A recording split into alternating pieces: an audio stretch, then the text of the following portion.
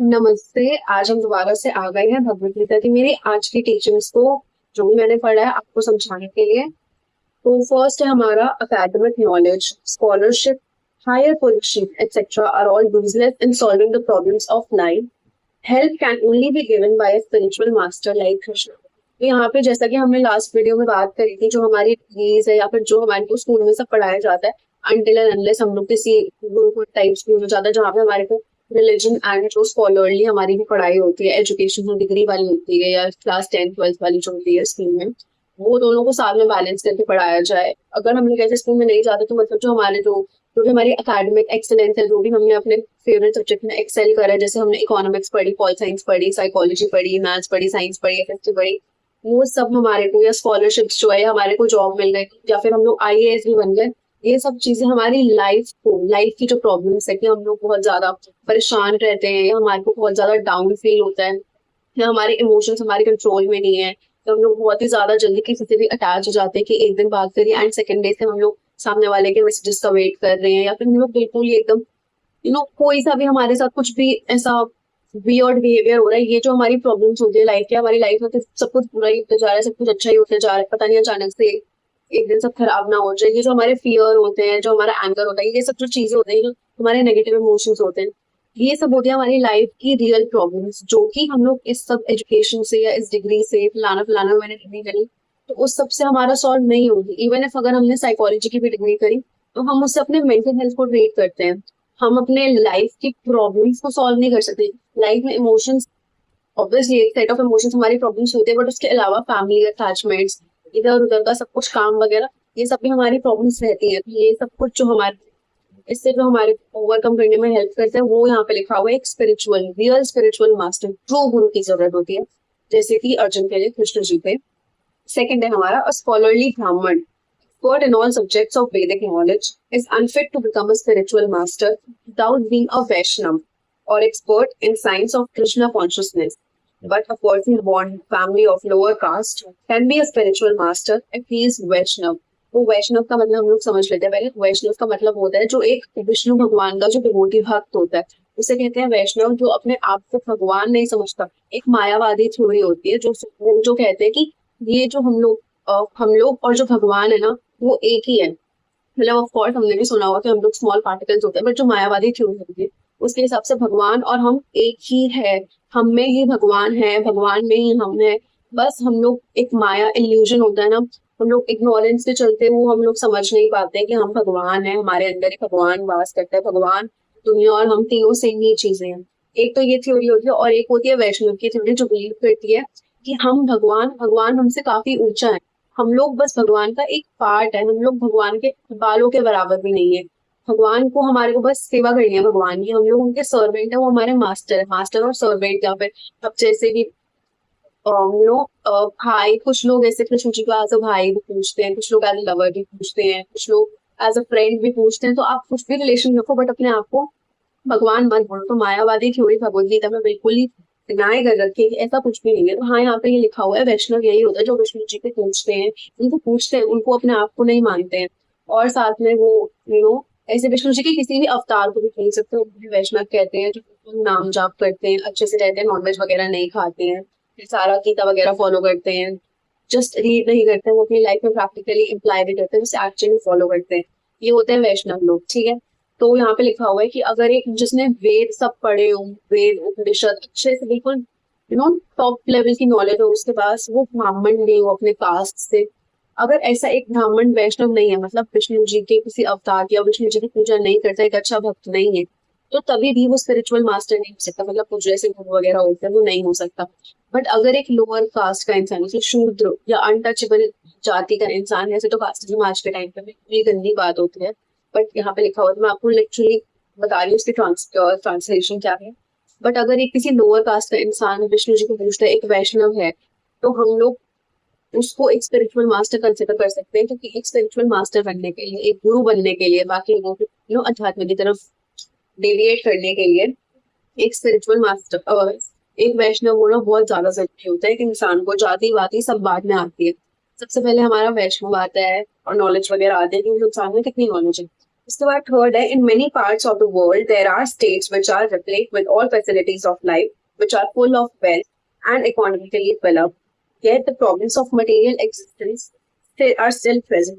They can achieve the real happiness if they consult Shri Krishna और Veer Bhagavad Gita और श्रीमद् भागवतम। यहाँ पे लिखा हुआ है कि बहुत सारे ना ऐसे वर्ल्ड में कंट्रीज हैं, जैसे हम लोग फॉर एग्जांपल बाल्टिक नेशंस मान लेते हैं, नॉर्वे वगैरह मान लेते हैं, या फिर यूएसए सभी को पता है यूएसए है, वहाँ पे कितनी ज्यादा फैसिलिटीज है, वहाँ कितना ज्यादा डेवलप्ड है, उसकी इकोनॉमी कितनी ज्यादा अच्छी है वहाँ पे।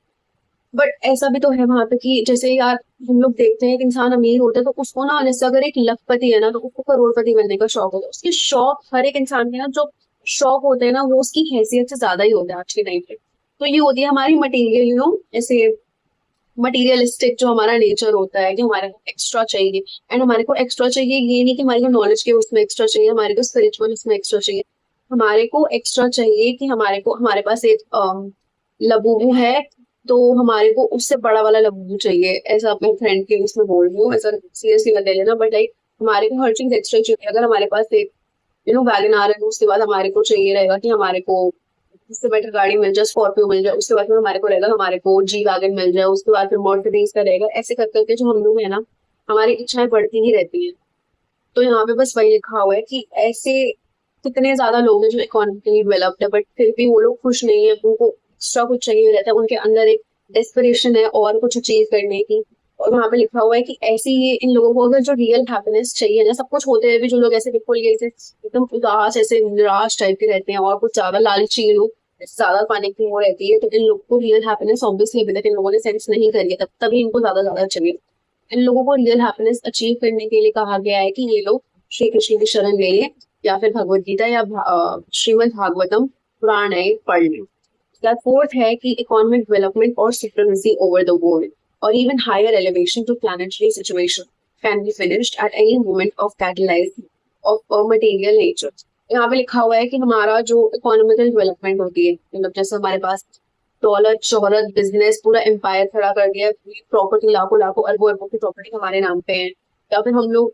जैसे ट्रम्प को देख लो, यूएसए का प्रेसिडेंट है वो, ठीक है, यूएसए की सारी पावर उसके पास है, तो मतलब कि उसके पास वर्ल्ड का भी उसमें कुछ तो है ना, उसके हाथ में ग्रिप तो है, उसके ऊपर वर्ल्ड की ग्रिप है उसके पास। You know at this point वो काफी ज्यादा अच्छी पोजीशन में है ऑल ओवर वर्ल्ड, क्योंकि वो यूएसए का प्रेसिडेंट है। तो ये जो सुप्रीमेसी है उसके पास दुनिया पे कुछ भी, जैसे भी उसने टैरिफ्स लगा दिए थे तो पूरे वर्ल्ड में इम्पैक्ट आया था ना उस एक इंसान के डिसीजन की वजह से। तो यहाँ पे वही लिखा हुआ है कि हमारे को पूरे जहान के ऊपर की सुप्रीमेसी, मतलब ऐसा इम्पैक्टफुल हम लोग बन जाए कि हम लोग कुछ भी एक डिसीजन ले तो उसका सबके ऊपर फर्क पड़े, या फिर हम लोग के पास बहुत दौलत शौहरत आ जाए, या फिर हमारा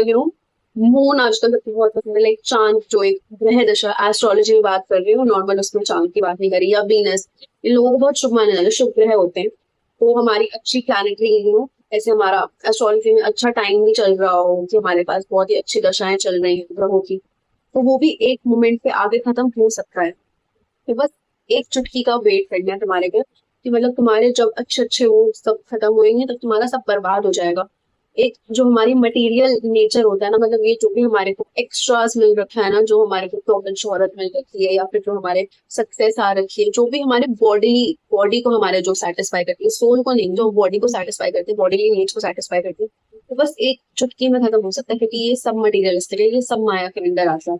इसके बाद फिर हाँ सेकंड नेक्स्ट वाला भी है फिर, when the results of pious activities are finished, one falls down again from the peak of happiness to the lowest status of life. Pious means जो हमारा religious activities जो हम लोगों ने past life में करी होती है, किसी लाइफ में जैसे हमने गौ को कुछ सेवा करी होगी, गौ माता की, और हम लोगों ने कुछ दान करा होगा, हम लोग रोज भक्ति करते होंगे,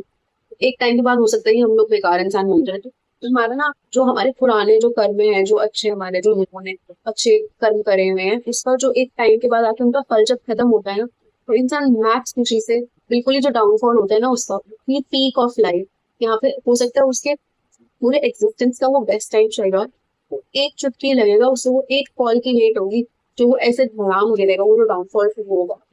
लोएस्ट पॉइंट ऑफ लाइफ तक के लिए। उसके बाद फिर सिक्स्थ है हमारा one who knows what is body and what is soul, doesn't limit for any stage of the body, neither living nor the dead. Next हमारा है कि एक इंसान जिसको पता है कि बॉडी क्या है, सोल क्या है, बॉडी मतलब हमारा शरीर और हमारे जो आत्मा है उसके बीच का डिफरेंस, उसके बीच का फर्क जिस इंसान को पता है, तो वो किसी के मरने पे या किसी के पैदा होने पे दुखी या खुश नहीं होता है। उसको क्योंकि पता है ये बरसों से चला आ रहा है, ऐसा है ही नहीं, कभी था ही नहीं कि ये जो सोल थी, ये जो इंसान, मतलब जो इंसान के अंदर की जो आत्मा थी, वो ऐसा था ही नहीं वो कभी होना। तो बस उसने अपना कपड़ा चेंज करा, अपनी बॉडी चेंज करी है, तो इस चीज के लिए ना वो खुश होता है ना वो दुखी होता है इस चीज के लिए। Seventh है हमारा, the body is destined to be vanquished today or tomorrow. Therefore, the body is viewed as a bodiless soul, one who knows this is actually learned, and for him there is no cause for lamentation, regardless of the condition of material body. तो यहाँ पे लिखा हुआ है कि हम लोगों के सबकी तकदीर में है, हम में से कोई भी, मेरे व्यूअर्स या फिर मेरे में से, आई एम वेरी श्योर कोई भी वो सात चिरंजीवी लोगों में से कोई भी नहीं है। तो यहाँ पे लिखा हुआ है कि हमारे को सब एक दिन मरना है, या तो आज या तो कल हमारे को मरना ही है। Therefore, the body is as important as soul. तो हमारी लिए जो बॉडी है, जो हमारा शरीर है, वो हमारी आत्मा से ज्यादा इम्पोर्टेंट नहीं है। हमारा शरीर एक दिन भस्म हो जाएगा, उसकी राख बन जाएगी, उसका उसका अंतिम संस्कार होना नहीं है। आज मैं हूँ, हो सकता है आगे से 20-30 साल बाद जाके मेरा कुछ नामो निशान एग्जिस्टेंस भी ना रहे, अगर आप बस मेरा यूट्यूब ही रहे मेरी शक्ल देखने के लिए प्रूफ, एंड बाकी मैं इंसान ही ना रहे, बचू ही ना। बट ऐसा तो नहीं है कि मेरी सोल बिल्कुल खत्म हो जाएगी, सोल तो होगी ना मेरी। तो वही कह रखा है कि हमारी जो आत्मा है वो हमारे शरीर से बहुत ज्यादा इम्पोर्टेंट है। और इसी वजह से अगर कोई इंसान के किसी के जाने का टाइम भी होता है, ऑब्वियसली हमारी इमोशंस हमारे कंट्रोल के अंदर नहीं होता, पर जो भी जिसने भी ये कुरान की वेद अच्छे से पढ़ रखे हैं, सब अच्छे से समझ आ चुका है रियलिटीज ऑफ लाइफ, जो एक इंसान अच्छे से सीख रखा है, वो किसी के जाने पे ना दुखी नहीं होगा, क्योंकि उन्हें पता है ये सामने वाले के लिए एक नई शुरुआत है। ये अपने पुराने जो उनके वस्त्र थे, जो हम लोग बॉडी मान सकते हैं मेटाफोरिकली, जो भी पुराने वस्त्र थे उन्होंने बस वो चेंज करा है। आगे हो सकता है उनके लिए नई स्पिरिचुअल बॉडी वेट कर रही हो, या उनके पुराने अच्छे कर्मों के लिए जो भी सब कुछ है भगवान ने नेक्स्ट जन्म में सोच रखा हो, एवरीथिंग इज पॉसिबल। इसके बाद फिर हमारी 8 जो आज की वर्किंग है, टोटल 11 है, तो 8वीं जो है हमारी, the Lord said clearly that he himself, Arjun, and all the kings who are afflicted on the battlefield are eternally individual beings, and that the Lord is eternally the maintainer of the individual living entities, both in their condition and in their liberated situation. तो यहाँ पे जब अर्जुन बहुत ज्यादा ऐसे परेशान थे कि मैं कैसे मारूं, सामने मतलब जो उनके सारे विश्व पितामह द्रोणाचार्य जो उनके सब लोग थे और उनके जो भाई थे, फ्रेंड्स वगैरह थे, तो तब कृष्ण जी ने बोला कि स्टोरी का जो मैंने अभी आपको सब कुछ बताया वो सब तो बताया उन्होंने, और साथ में उन्होंने मेंशन करा कि ये जितने भी लोग इस बैटल पे, इस ग्राउंड पे जो मेंशन है, जितने भी सारे लोग खड़े हैं यहाँ पे, ये बरसों से चलते आ रहे हैं। ऐसा नहीं है कि ये बस इनका यही वाला जीवन था और इसी में ये चलते आ रहे हैं, नहीं, ये बरसों से चलते आ रहे हैं। फिर चाहे वो अपने पुराने किसी चीटी के उसमें हो, या फिर वो as a soul free spirited स्वर्ग में या नर्क में। तो हाँ, इसके ऊपर रोने का कुछ फायदा नहीं है, क्योंकि ऐसा नहीं है कि तुम्हारे रोने के बाद ऐसा तो है नहीं खत्म हो रहे हैं, इनका बस शरीर खत्म होएगा ज्यादा, उनकी सोल तो रहेगी। उनकी सोल स्टार्टिंग से थी, और कृष्ण जी खुद उनका ध्यान रखते थे, उनकी सोल का ध्यान रखते थे, तो वो खुद हर एक इंसान पे नजर रखे बैठे थे, वो खुद उनके सबके मेंटेनर है, तो क्यों फालतू में परेशान होना है। 9 जो है हमारा, वो है, it isn't that they did exist in the past life, and it isn't that they will not remain eternal person. Their individuality existed in the past, and their individuality will continue in the future without interruptions. Therefore, there is no cause for limitation for anybody. तो यहाँ पे वही same बात कही है कि वो सब कुछ नहीं समझा रहे हैं, जो कि ऐसा तो है नहीं कि ये जो इंडिविजुअलिटी जो सोल है, by individuality they mean soul, ऐसा तो है नहीं कि वो पहले एग्जिस्ट नहीं करी थी, या ऐसा तो है नहीं वो आगे भी एग्जिस्ट नहीं करेगी। तो इस चीज के ऊपर परेशान होके कुछ फायदा नहीं है, क्योंकि वो रहेंगे, जो भीष्म पितामह है, जो द्रोणाचार्य है, वो रहेंगे। बस उनका जो इस जो हमारी ये वाला जो जन्म है, इससे जो अटैचमेंट्स है, वो जो इनकी बॉडी है, बस वो खत्म होगी, इनकी सोल तो रहेगी ना एट विदाउट इंटरप्शंस, एक बॉडी से दूसरी बॉडी में शिफ्ट होएंगे ही होएंगे। Therefore, there is no cause for limitation. इसलिए परेशान होने का कुछ वजह ही नहीं है। उसके बाद फिर 10th है, the non-devotee's approach to the teaching of Bhagavad Gita is something like that of a bee licking honey from the bottle. तो यहाँ पे कहा गया है, यहाँ पे बस ये इतना कुछ समझने वाला चीज नहीं है, सिंपल सी चीज है कि एक जो भक्त नहीं होता ना इंसान, नॉन डिवोटी, जो मतलब बस भगवत गीता को एज अ ग्रंथ नहीं, बस ऐसा ऐसा बुक पढ़ता है कि चलो पढ़ने के उसमें पढ़ रहा है, कुछ सीख नहीं रहा है। तो ये जो अप्रोच है वो बस कंपेयर करी हुई है कि ये उसका फल इतना ही होगा, जैसे एक जो हनी भी होती है, जो मधुमक्खी होती है, वो हनी की बॉटल, हनी क्या कहते हैं, शहद, शहद की बॉटल को लिक कर रही है, बस चाट रही है वो बाहर से। उसके बाद उसका कुछ फ्रूट, मतलब वो जो यू नो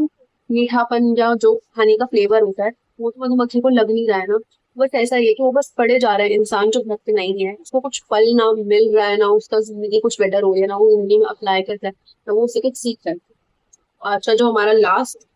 लर्निंग है, लर्निंग तो नहीं है ये, नॉर्मल एक लाइन थी जो मेरे को लगा कि ठीक है, इम्पोर्टेंट है। तो ये है, ये एक तो ना लिटरली लिटरली लाइन है, तो प्लीज इसको ना ऐसा माइंड मत करना, ग्रामेटिकल मिस्टेक है ये, बस मैंने ना एक एक लाइन के बीच में से हाफ लाइन यहाँ पे लिखी हुई है। तो